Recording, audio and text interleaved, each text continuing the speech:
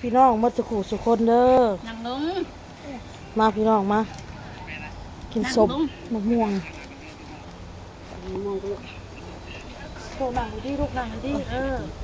นั่งดีสมตู้สวัสดีครับ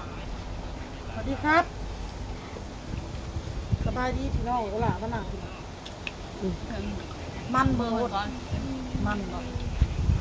ให้ช่วยแจวแบบให้คุณแก้วสองแก้วเลยแก้วนอนพลังมือจะบอกได้ดีพี่น้องมาโตยังมาแรงกินสมเด้อมันบริสุทธิ์มันมัน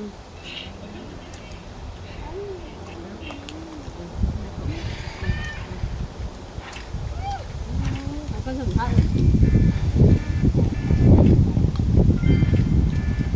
ส่วนมาลูก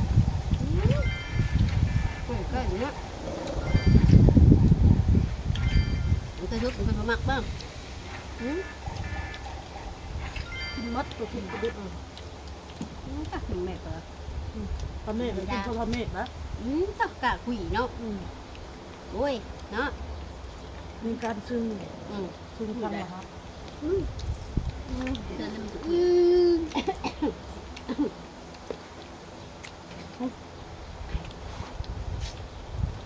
แล้วมันเด็กหน่อยเขามากินสมลูกเด็กท้องคนไงจำหูปลายหูบดไปใส่จินั่งลงไปเรียนนั่งลงกบ้านกล้องลูกเขาหนักอยู่มันเป็นของกงบ้างไปเลยนะได้ของกงเป็นของกงใส่กับพวกเขาตัวนี้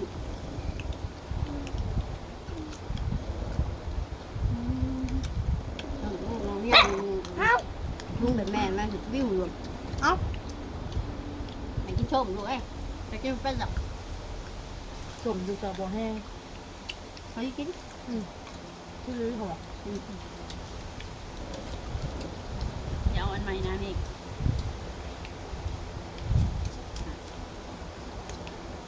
มันจานมันเถอะ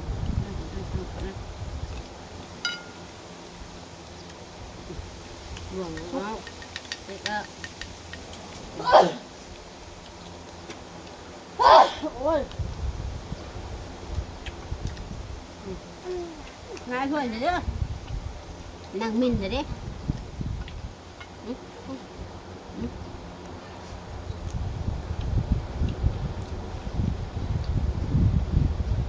รักมือจะกินว่าแซ่บต้องมีอะไรต้อง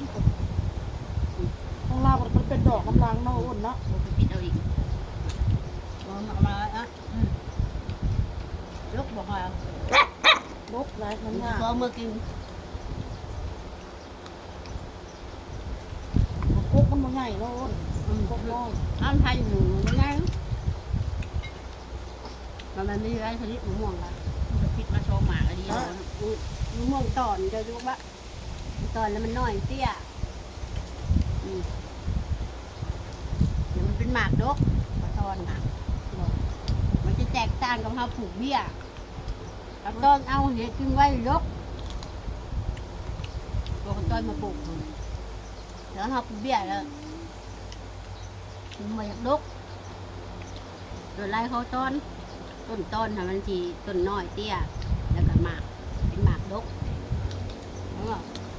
เอาไปนมต้นมะม่วงเตี้ยร้อยนิดต้นนิดหน่อยมันก็หมากใหญ่ป่ะมันคือปุ๋ยมันก็ผลิตมาตลอดได้ปุ๋ยยังกันต้องกดกัดเลย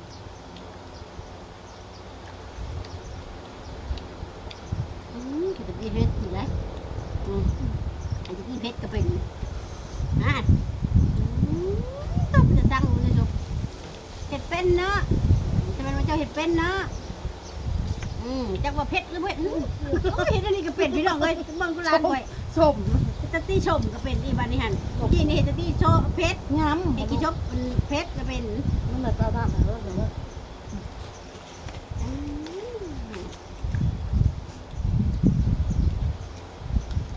แม่ได้ค่ะเพชรวะ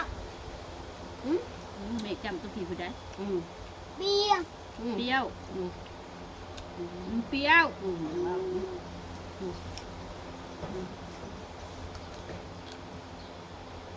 กิน มึงไปมึงมามึงก็คือภาษาใต้เนาะผมเป็นพักแล้ว มันเป็นเพชรเพชร ตาใต้เตี้ยแล้วมาอยู่นี่เนาะเดี๋ยวพ่อ โอ้ยเจี๊ยบเลย ตาใต้ แม่บกเตี้ยเนาะ หามันปะเตี้ย ลุงบกเตี้ย โอ้ มันหนังเบิ่งออกหรอกคนบกเตี้ยคนบกเตี้ย ขามตันๆนะขามสีสันๆเลย มันบอกเวียเตี้ยทำนั่นน่ะ อ้ายกินน้ำลูกอ้ายกินน้ำนั่ง มานั่ง โอ้ก็มดไปแม่เอาให้ว่ามันบริเพชรโตเลยคือ อันนี้แล้วมันเห็ดนะ นั่งลงนั่งลง เมื่อมันกินแบบทุ่มๆมึงก็ลูกว่าของ นั่งมา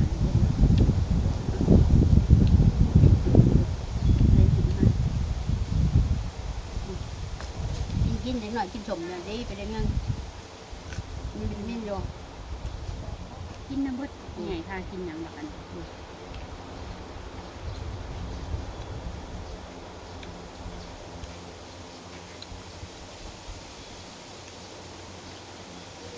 คือว่าคนใต้ว่าคนที่ตก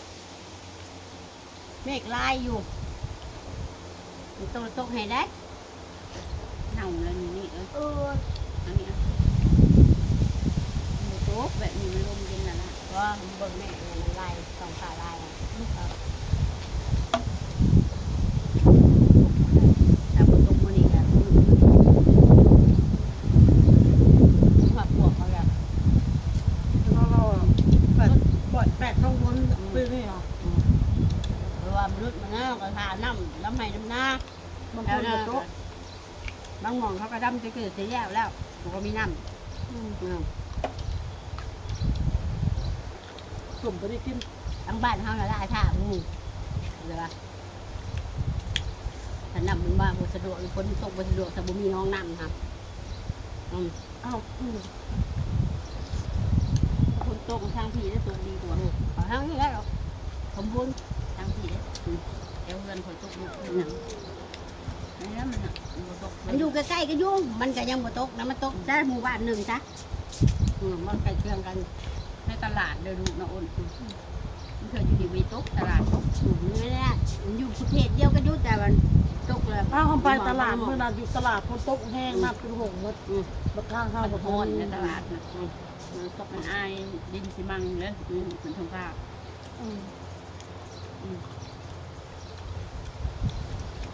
แสบเนาะบดเชยเนาะโอ้ย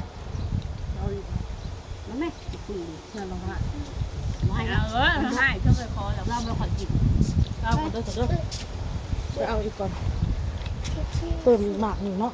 ดูสองหมากหนึ่ มาง เนาะ มาถามเบิก ใช่ไงก็ช่อง มาแล้วนะคือมากินน้ำเ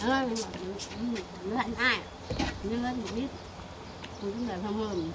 เพื่อนๆนะเพื่อนดำหน น่ะมันมีแต่ตัวดิบ เอาก็โต๊ะดิบแล้วใช่เอากิน เบ้อนี่มันยังไม่แซ่บเดี๋ยวไปบัดดิบเพิ่มมันน่าอยากนะ ไปนี่อ้น มันเยอะมันน่าไปวิจิตรได้ด้วยมันดังไก่ต้นคูนน่ะเลย หมกหมวมันก็คือสูงมันคือติดเลย หน้ามันต่อยลงมาแต่ตอนพวกมันดกอ่ะ คือต่อย มันตะไม้มันหนักตอนช่วงที่ว่ามันดกอ่ะ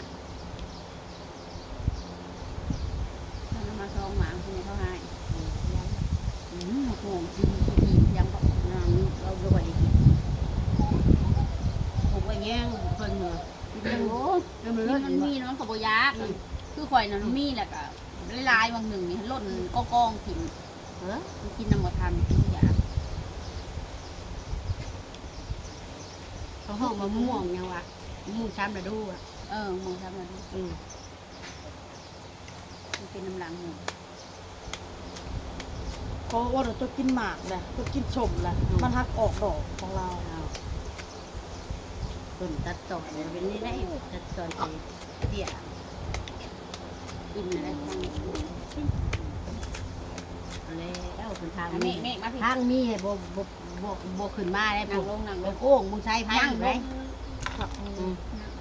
ก็บุเหิมเราเนาะ เดี๋ยวมันโตถึง มาเข้าแกนเราเริ่มแกน โอ้มันเน่านี่ มันเนาะมันก่อน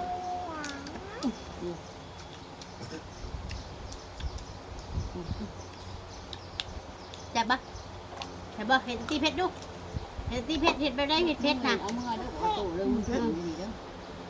คนนั้นก็ลืมถิ่นไว้นี่ ยัง รถมันอะไร อืม โง่แข็ง ตีเพชร หอบเราะเอาเป็ดว่ะ เพชรนะ เพชรลูก เผ็ดอยู่ค่ะ เพชรมันก็เห็นแต่ตีเพชรแล้ว มันหวานมันแทนการบักหลา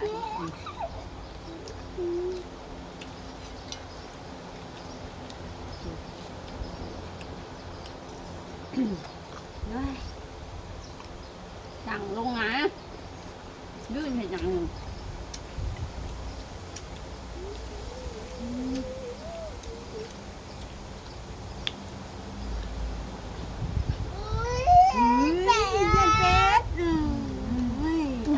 เป็ดว่ะ เห็นไหมเมฆยังบุเพชรเลยเมฆอ่ะ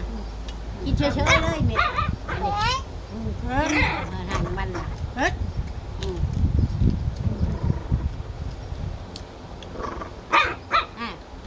มันล่ะ ถ้ามันวันหนึ่งมันปลอมมัน